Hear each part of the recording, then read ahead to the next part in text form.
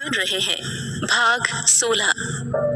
और कपाली महाराज गश खाते खाकर लड़खड़ाते हुए अपना कपाल पकड़कर जमीन पर चित हो जाते हैं। उनकी चेतना अब पार्श्वगामी होकर उनके मस्तिष्क के मध्य केंद्रित हो जाती है। सर से पांव तक पूरे गीले हो चुके वो खुद को संभालते हुए दोनों आंखों को मलकर जैसे ही सामने देखते हैं, एक भयानक चेहरा उनके चेहरे के पास गर्दन हिलाते हुए डरावनी अंदाज में लहरदार अट्ठास करने लगता है। कपाली महाराज का मस्तिष्क ये देखकर सुन्न पड़ जाता है कि उतनी दूर खड़ी वो स्वर्गीय अप्सरा अचानक से उनके इतने पास आकर ताड़का में कैसे बदल गई। मुख तो जैसे शब्दहीन होकर मुरझाया पड़ा था। वो आंख फाड़ फाड़ कर उसके भयानक सौंदर्य का दीदार करने लगते हैं। तो तुझे बुलाया है मुझे बस में करने के लिए? तू करेगा मुझे अपने बस में? हाँ तू करेगा? दो कौड़ी के टटपुंजिए नशेड़ी तू? हवा में बेहोशी की राख उड़ाकर मुझे बेहोश करने चला है? पूरा वातावरण उस भयानक रूपवती के भयंकर अट्ठास से गूंजने लगता है। कपाली महाराज बुरी तरह थरथर कांपने लगते हैं। उनके दोनों नेत्र पुतलियां इस भयावह रूप के दर्शन मात्र से ही नासिका के मध्य आपस में मिलने को तड़पने लगती है। बुरी तरह भय की पराकाष्ठा को प्राप्त कपाली महाराज इधर उधर डोलते कदमों से दरवाजे की तरफ भागते हैं। वो भयानक रूपवती उन्हें भागते देख गुस्से से दरवाजे की तरफ घूरने लगती है। लाख कोशिशें करने के बाद भी कपाली महाराज से वो सांकल नहीं खुलती। पलटकर वो घबराए हुए पीछे देखते हैं। आवाज सुनकर उनके दोनों चेले कमरों से बाहर आ जाते हैं। अपने परम तपस्वी गुरुजी की यह हालत देखकर वो उस औरत की तरफ लपकते हैं। जैसे वो डरावनी बला उन दोनों को घूर कर देखती है, वैसे ही वो हवा में कई फीट ऊपर उछलकर सामने दीवार से टकराकर जमीन पर धड़ाम से गिर जाते हैं। बड़ी मुश्किल से लड़खड़ाते हुए वो पूरी तरह घबराकर कपाली महाराज के पास जाकर उनसे बोलते हैं, अरे गुरुजी, ये तो कोई भयंकर बला है। जैसा हमने सोचा था कि होगी कोई छोटी मोटी परेशानी जिसे हम यूं ही दूर करके सबके सामने अपना प्रभाव जमा लेंगे, पर इसके जैसी से तो आज तक पाला नहीं पड़ा। आपने जो दूसरे तांत्रिकों को चोरी छिपे देख देख कर कुछ थोड़ी बहुत विद्या सीखी थी, लगता है ये उससे बस में नहीं आने वाली। आज तक हमने छोटी मोटी चीजों को लोगों को बताकर खूब मूर्ख बनाया है। लोग हमें बहुत बड़ी तोप समझते हैं। ये तो हमारी सारी बनी बनाई साख मिट्टी में मिलाकर ही रहेगी। अरे मूर्ख, वो सब छोड़, जिंदगी रही तो फिर कुछ कर लेंगे, पर अभी तो ये हमें ही मिट्टी में मिला देगी ऐसा लगता है। कपाली महाराज बुरी तरह घबराए हुए दूर खड़ी उस अनजान भयानक बला को देखते हुए दोनों चेलों से बोले। कपाली महाराज का रायता पहले ही फैल चुका था। उनकी दोनों टांगे भय से कत्थक करते हुए चौड़ी होने को लालायित थी। अपनी तरफ बढ़ते उस भयानक साए को देखकर तमाम जोर लगाने पर भी उनके पांव जमीन नहीं छोड़ पाते। वो डर से दोहरे होकर दोनों हाथ जोड़कर वहीं सरेंडर होकर बैठ जाते हैं। तू मुझसे पानी भरवाने आया था ना, ये ले, कहते वो कपाली महाराज के गले को एक हाथ से पकड़कर उनको सशरीर ऊपर हवा में उठा लेती है। जमीन से ऊपर उठे हुए उनके पैर साइकिल चलाने की मुद्रा में इधर उधर छूटने की कोशिश करते हैं, पर पकड़ इतनी मजबूत थी कि कपाली महाराज कुछ नहीं कर सकते थे। बाहर लीला और पार्वती दोनों अंदर से आ रही आवाजों को सुनकर एक दूसरे की तरफ देखने लगती है। उनको लगता है कि बाबा अंदर उस आत्मा से घुटने टिकवा रहे हैं। अरे लीला बहन, अरे पार्वती मैया, दरवाजा खोलो री, बचाओ मुझे, ये मुझे मार डालेगी। अरे बहना होर, बाहर क्या कर रही हो खड़ी खड़ी?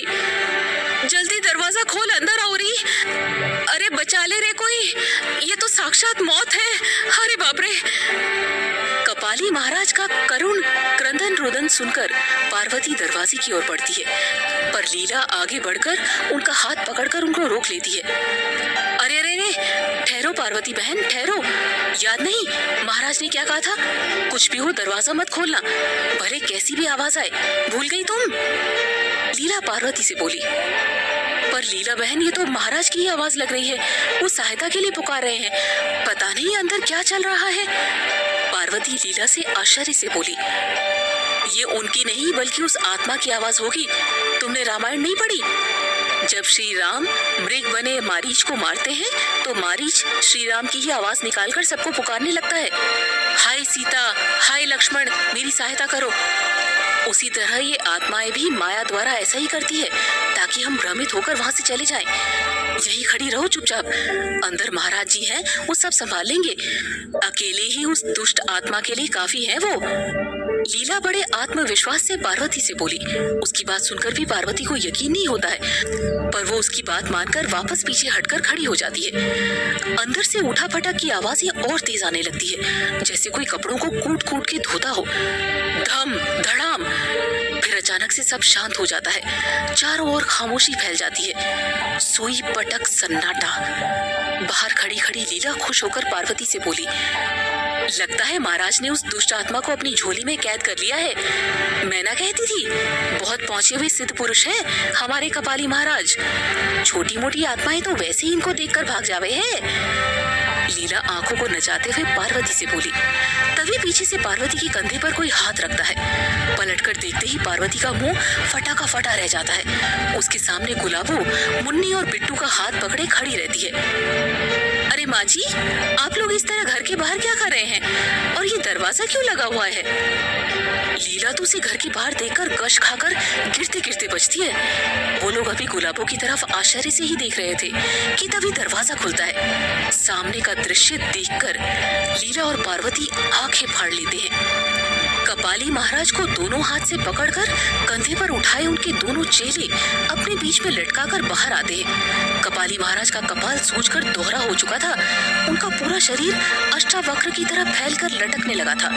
दोनों टांगे हवा में लटकी हुई चुप्पी धारण किए रहती है। आंखें बटेर की तरह बाहर लटकी हुई, गर्दन लटकी हुई, होठ फूलकर संतरे की फांक की तरह सूजे हुए। जगह जगह से टूट फूट चुके कपाली महाराज अपने दोनों चेलों के कंधे पर सवार जमीन से 2 फुट ऊपर लटके हुए एक ही दिशा में देखते रहते हैं। उनके मुंह से रह रहकर अजीब सी पागलों जैसी आवाज निकलने लगती है। उनकी आंखें ऐसे बंद जाती है जैसे किसी ने कोई भयानक चीज देख ली हो, और वही उसकी सारी क्रियाएं एक पॉइंट पर आकर रुक गई हो।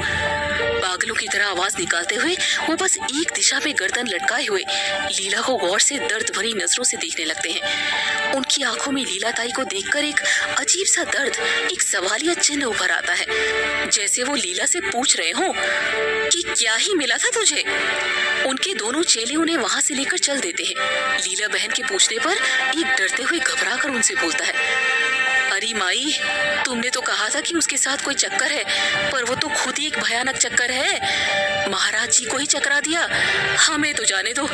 देखो क्या दुर्गति कर डाली कपाली महाराज की।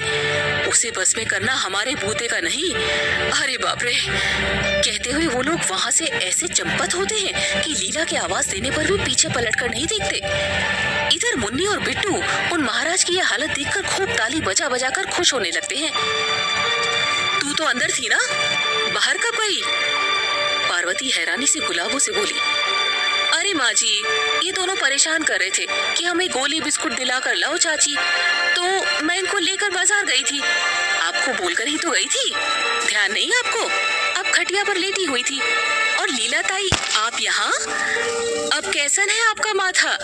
ध्यान रखिए, इस उम्र में कुछ हुआ तो फिर बड़ी परेशानी होवे है। गुलाबो मंद मंद मुस्कुराते हुए लीला ताई की तरफ देखकर बोली। लीला की तो जैसे आवाज ही हलक में अटक कर रह गई थी। वो बिना कुछ बोले वहां से भाग जाती है। पार्वती उनको आवाज देती रह जाती है। अरे मुन्नी बिट्टू, आओ अंदर चले। आज हम तुमको एक बेवकूफ बुढ़िया और उसकी मूर्ख सहेली की कहानी सुनाएंगे। दोनों बच्चे गुलाबों के मुंह से कहानी का सुनकर खुश होकर उछलते कूदते अंदर चले जाते हैं। पार्वती सकते में खड़ी खड़ी घनघोर आश्चर्य से उनको अंदर जाते हुए देखती रहती है। ये बच्चों के साथ बाहर थी तो फिर अंदर किसने उस महाराज की ये दयनीय हालत की? पार्वती सोच के सागर में डूबी खड़ी रहती है।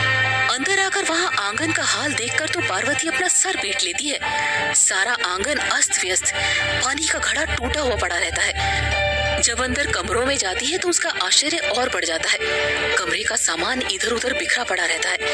पास में ही एक झोली रखी होती है जिसमें घर का कुछ कीमती सामान भरा रहता है। उसे समझती देर नहीं लगती कि वो पाखंडी बाबा उसका घर लूटने चला था।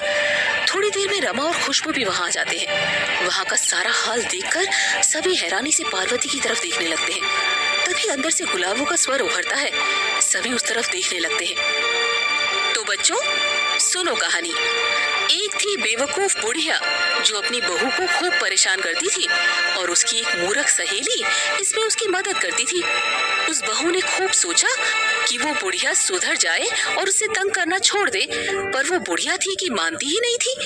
फिर एक दिन उसकी बहू को खूब गुस्सा आया, खूब आया, इतना आया कि उसने एक दिन सबको खा लिया। सबको खा लिया। सबको खा लिया। कहानी सुनकर बच्चे जोर जोर से ताली बजाकर हंसने लगते हैं। बाहर पार्वती, रमा और खुशबू ये सब सुनकर एक दूसरे की तरफ डरते हुए देखने लगते हैं।